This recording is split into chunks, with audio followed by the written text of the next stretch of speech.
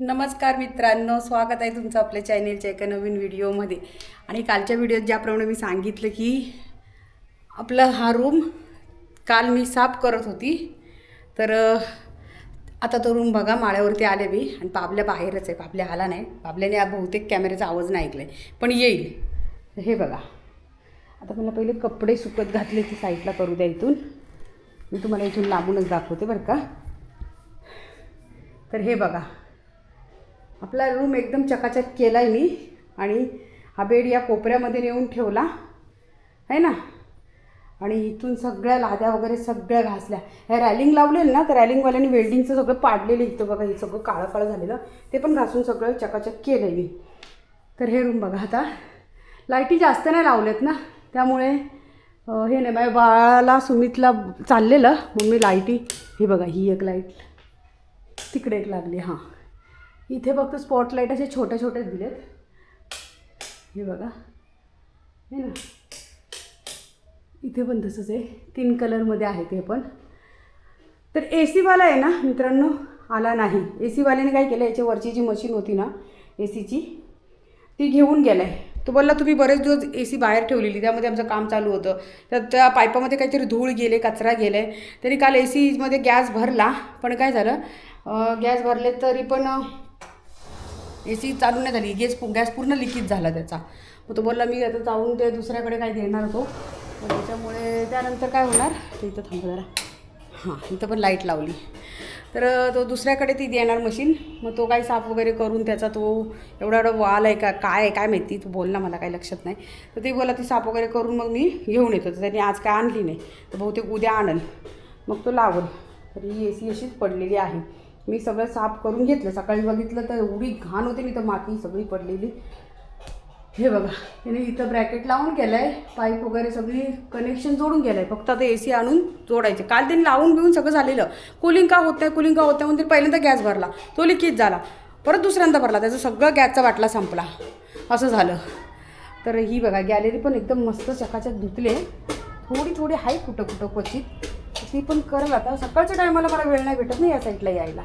तर इथून आता पुढे काय आपली लाईट नाही आहे, इथून अंधार आहे सगळा. तर हे पण सगळं चकाचक केलं आहे मी. सगळं कलर खरडवून काढलं. या हे बघा, या चमच्यानी, ते कलरचंच आहे चमचा तो, तसं. तर त्यांनी हे भाडोत्री आमचे कुठं गेले 2 दिवसापासून, त्यांचे कपडे इथंच पडले. ते बघा सगळे हवेनी पडलेले, खाली मी उचलून ठेवले. कुठं गेलेत काही समजत नाही, सांगितलं नाही काय नाही. तर चला, तुम्हाला मी आता पहिले टॅरेस दाखवते आणि मग टॅरेसच्या लाईटी पण दाखवते.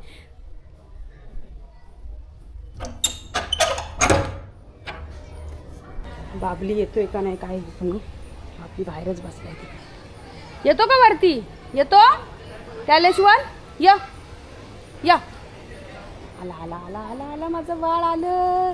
अगं माझं बाबली आली आली आली. पण कबूला काय करायचं नाही हा, आता सांगून ठेवते. हां चल, आपण लाईटी लावूया. टॅरेसच्या लाईटींचं बटन इथं दिलंय.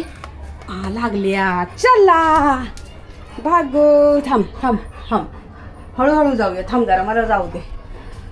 थांब.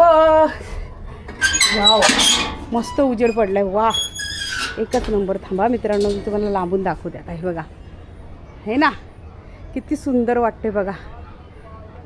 सगळी रोषणाई झालेली आहे.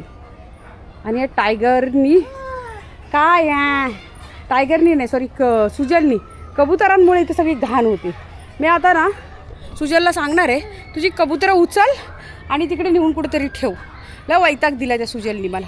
मी रोज त्याला म्हणते तुझे कबुतरं सोडणार, तो बिचारा सकाळचाच येतो पळत पळत आणि हे करतो. समीर आणि सुजल या दोघांचीही नाटकं आहेत कबुतरांची. पण जाऊ दे, आता त्या बिचाऱ्यांचा तेवढा विरंगुळा. कबुतरांची असते हाऊस. एवढी मोठी मोठी पोरं आहेत तरी पण त्यांना कबुतरं असे प्राणी पाळण्याची हाऊस आहे.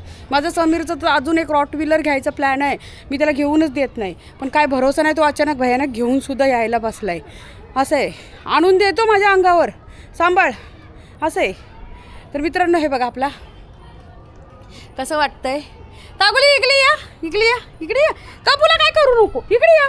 झोपलेत ते भोपले, भोपले बाबू, भोपलेत बाबुले. चल लवकर, चल लवकर, इकडे या, इकडे. इथं बस, इथं बस, इथं बस, इथं इथं इथं इथं.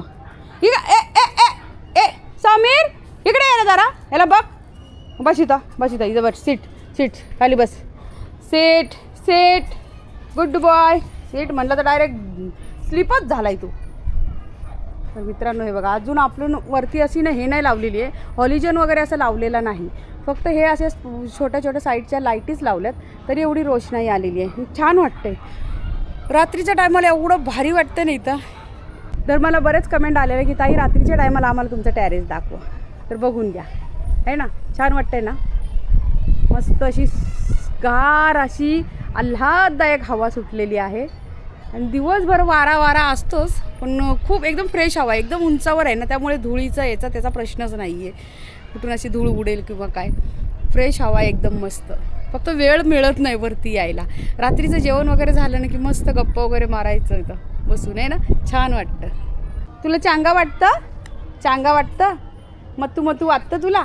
हां मत्तू वाटतं? इथं राहायचं आहे तुला? इथं राहायचं आहे कबू बरोबर? तुला त्याच्यात ठेवू का, कोंडून ठेवू कबुतरांमध्ये? कबुतरं पण जागी झाली लगेच ह्याच्या, याला बघून आहे ना ते कबूतर अशी धक धक धक धक धक धक त्यांची धडधड वाढते. सुजल म्हणतो या कबुतरानं अटॅक आणणार आहे हा एक दिवस, आणि त्या अटॅक येऊनच मरून गिरून जायला बसलेत. पण ह्या बिचाऱ्याला काय ते फडफड फडफड फडफड होतात ना, याला मजा वाटते. हा जातो ते करायला. अंजू आली. कसं वाटतं आमचा टॅरेस आता तुला? मस्त वाटते ना? संध्याकाळची फर्स्ट टाइम आले. संध्याकाळी ना रात्री आता. हां अगं याची लक्ष द्या, नुसतं द्या. कब्बू पाहिजेत त्याला, कब्बू पाहिजे. हो मग कसलं भारी वाटतं. आणि अजून एक जर आपण हॉलिजन लावलं केवढं उजेड येईल ना मग. काय म्हणजे काय असतं ते? कुठं लावायचे आणि वरून पडू दे डोक्यात लोकांच्या. तर मित्रांनो आता मी भाकरी बनवते. वाजलेले आहेत 10 आहे ना. आणि ज्याप्रमाणे मी तुम्हाला कालच्या व्हिडिओत सांगितलेलं, मला विचारत होते तुम्ही, कमेंट करत होते की साक्षी कुठं आहे? आई शपथ. धप्पा द्या. फायनली 2 वर्षानंतर तुम्हाला दिसली का? अरे हा. खूप जणांच्या कमेंट यायच्या आपल्याला. आपल्या जुन्या चॅनलवरती होती, नवीन चॅनलवरती कोणी बघितलं नव्हतं. आता जे नवीन सबस्क्रायबर आहेत ना त्यांना माहिती नाही, पण माझे बरेच जुने सबस्क्रायबर आहेत ते सारखे अधूनमधून वाट बघायचे, विचारायचे. तर काही असतात प्रत्येकाच्या घरातील वादविवाद, तसे आमचे काहीतरी गैरसमज झालेले होते. भांडणं वगैरे काही झाली नव्हती, फक्त गैरसमज झालेले आमच्या दोघींमध्येच झालेले. तर त्यामुळे आम्ही एकमेकींशी दोघींनी एकमेकींशी अबोला धरलेला, बाकी काही झालं नव्हतं. तर असं होतं. त्याच्यामुळे कसं झालेलं, मला लय राग आलेला तिचा आणि तिलाही माझा खूप राग आलेला. त्यामुळे काय झालेलं, आम्ही एकमेकींशी बोलतच नव्हतो. ती यायची माझ्या इथं पण मीच बोलत नव्हती, असं झालेलं.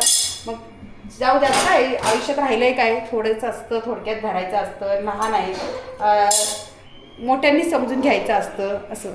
तर त्यामुळे आता ही बघा, आणि खूप जणांना दिलंय काळजी होती, तर ही बघा आता दिसते का तुम्हाला 2 वर्षानंतर कशी दिसायला लागली ती बघा. आणि ही तिची दीदी मोठी, तिला पण ओळखता, आणि ही पण बघून घ्या. राहतच आता बोल ना, काय बोलायचं असेल तर बोलून की. काय बोलू ती पण आजारीच आहे आता सध्या. तिला सध्या आता झालेला टायफॉइड, त्यामुळे आजारी आहे. नाही तर ती मस्त अशी टम्म फुगलेली 2 वर्षानंतर, चांगली बॉडीगार्ड झालेली. त्या आजारपर्यंत तिचं आता वजन पण कमी झालंय, 7-8 किलो वजनही कमी झालं. नाही तर पहिले चांगली झालेली, आता मध्ये आता वजन कमी झालं असं. तर असं असतं. तर कसं असतं, प्रत्येकाच्या घरात वादविवाद हे होत असतात, भांडं लागतं हे ना. त्याच्यामुळं झालेले आमच्यात वादविवाद थोडेसे. हां तर कसं असतं, फॅमिलीमध्ये होतच. आणि त्याच्यात काय होतं बघा, असं आपल्या फॅमिलीमध्ये कसं असतं, असे काही भांडणं झाली, काही झालं की त्याचे कसं चान्स घेणारे इतर लोक भरपूर असतात, आहे ना. अशी भांडणं आपली झाली की तिसरा त्याच्यामध्ये चान्स घेणार, अजून त्याचं आगीत तेल ओतणार, असं तसं चालूच असतं. म्हणून अशामुळे आमची आता, आणि मी पण तिच्याबद्दल भरपूर अशा वाईट कमेंट केल्या. मला म्हणजे कमेंट करायची तर मी रागाच्या भरात त्यांना उत्तर देऊन टाकायची काही. म्हणजे तसं घडलेलंच होतं, जास्त असं काही भांडणं वगैरे झालेली नव्हती, फक्त असंच नॉर्मली होती आमची. जाऊ दे, आता काय सगळं सांगत बसायला तेवढा वेळ नाही आहे.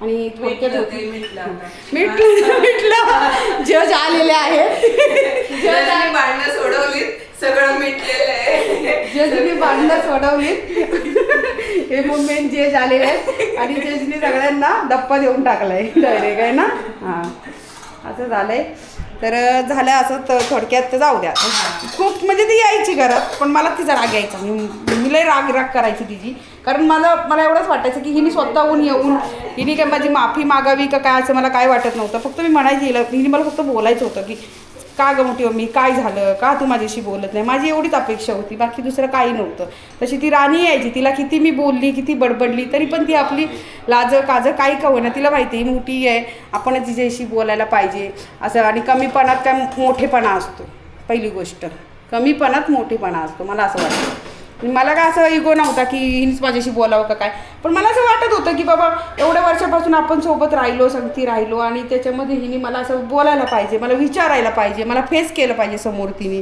तर ती तशी नाही ती घाबरायची आणि मला तिच्याकडून अशी अपेक्षा होती त्यामुळे असं इगो वाढत गेला एवढं झालं बस बाकी काही नाही झालं आणि त्याच्यात आपली नातेवाईक असतातच काही लोक कमी असतात पण नातेवाईक जास्त असतात भरीस पाडणारी तसं झाले नातेवाईकांनी मी कोणत्या नातेवाईकांना एक तर पहिली गोष्ट जवळ धरत नाही माझी जेवढी शक्य आहेत तेवढ्यांनाच मी धरते बाकी असे दूरचे नातेवाईक आहेत त्यांना जास्त मी कोणाला डिमांड देतही नाही आणि कोणाला जास्त जवळ करतही नाही अशी माझी सवय आहे मी ज्याला त्याला त्याच्या जागेवरतीच ठेवते बस माझी अशी सवय आहे फक्त माझी आहेत ना जी त्यांना मी हे करते पण एवढी भांडणं झाली माझी पण मुलं माझी कधी हे नाही गेली की मी त्यांना अशी कधी बोलली नाही की जाऊ नका त्यांच्या इथं किंवा काय असं त्याच्यानं सांगायचं त्यांना त्यांची अक्कल आहे देवाने दिलेली आणि आपण कसं सांगायचं आपल्यात काय असेल तर आपल्यातच बघायचं आहे ना म्हणून मी कधी पोरांना पण बोलली नाही माझ्या सगळीही जायच्या सगळे जायचे मला खूप वर्षापासून 2 वर्षापासून सतत विचारतं साक्षी कुठे आहे पण मी इग्नोर करायची कोणाला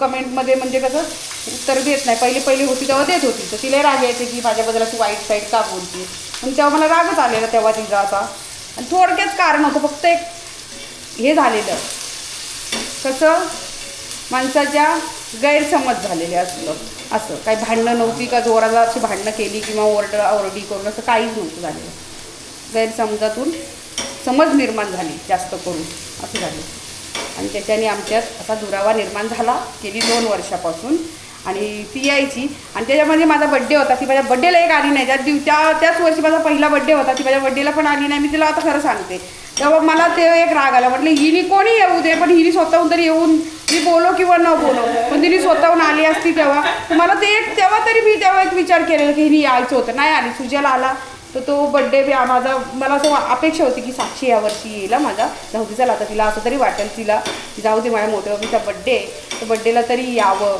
जावं तिच्या तर तेव्हा पण ती आली नाही मग माझं डोकं अजून चवतळलं मग मी अजून याच्यामध्ये माझं डोकं अजून हायपर म्हटलं जाऊ दे मग अजून असं करत कसं राग वाढत गेला आणि त्या रागामधून मग माणूस कसं दुरावत जातं आणि त्याच्यामध्ये आपले इतर लोक असतातच लगेच मग हे करणारी जाऊ द्या आता कोणाची नावं नको घ्यायला जे माझे व्हिडिओ बघत असतील त्यांना माहिती पडत असेल कोणाबद्दल बोलते असू द्या चला प्रत्येकाच्या घरोघरी तेच चाललेलं आहे असं आहे तर आता तुम्ही फायनली बघितलं ना तर ही बघा आता परत एकदा बघून घ्या अजून हां बघा किती मोठी झाली ती आणि आता ती काय करते ते पण विचारा तिला सांगा काय करताय तुम्ही मॅडम आता बघा तुम्ही काय करता झालं ग्रॅज्युएशन झालं आता कॉम्प्युटर एक्झाम दिली हां त्या दिवशी आता जॉब बघायचा आता जॉब बघायचा म्हणजे आता जॉबला जाणार ती असं आणि टायगर शिवाय मी एक क्षण सुद्धा राहू शकत नाही टायगर शिवाय मी काहीच करू शकत नाही म्हणजे टायगरला पण कधी ती बघायला आली नाही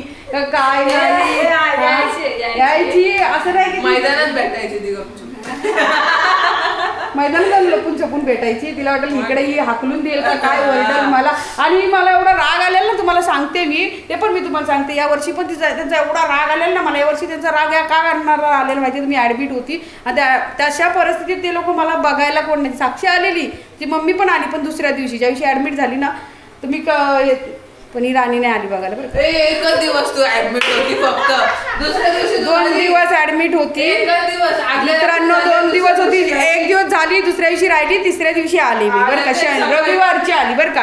पण हिने या 2-3 दिवसात मी अजिबात घरी नाही बघायला आली. आलेली तुला घरी बघायला 8 दिवसानंतर आली बरं का. मग ते मला पण सांगते. बडबडली. हा ते पेपर बनणार दवाखान्यात, तू वेळ असून जवळ दवाखाना असून ती आली अरे पण नाही. एकच दिवस ना, त्यात पण तेव्हा नाही आली. ठीक आलेली आहे ना. ठीक आहे, ते झालं ते तेव्हा मला अजून राग आला. आणि रक्षाबंधनला आल्यात मस्त टायगरला राखी बांधा, असा राग आला ना, ह्यांना जाऊ दिलं आणि त्या राख्या सोडल्या, यांच्या राख्या दिल्या खाली पाठवून रागाच्या भरात. म्हणलं नाही पाहिजे यांच्या राख्या बिक्या मला. चला म्हणलं माझ्या वेळेला कोण आलं नाही धावून, आणि आता काय यांच्या राख्या बिक्या, त्या काय नाही पाहिजे त्या टायगरच्या नाही रे, तू एकच राख्या. दिवस होती म्हणून. असं हे झालं. जाऊ द्या, त्यांना असेल माझ्याबद्दल राग, तो होता थोडाफार असतोच.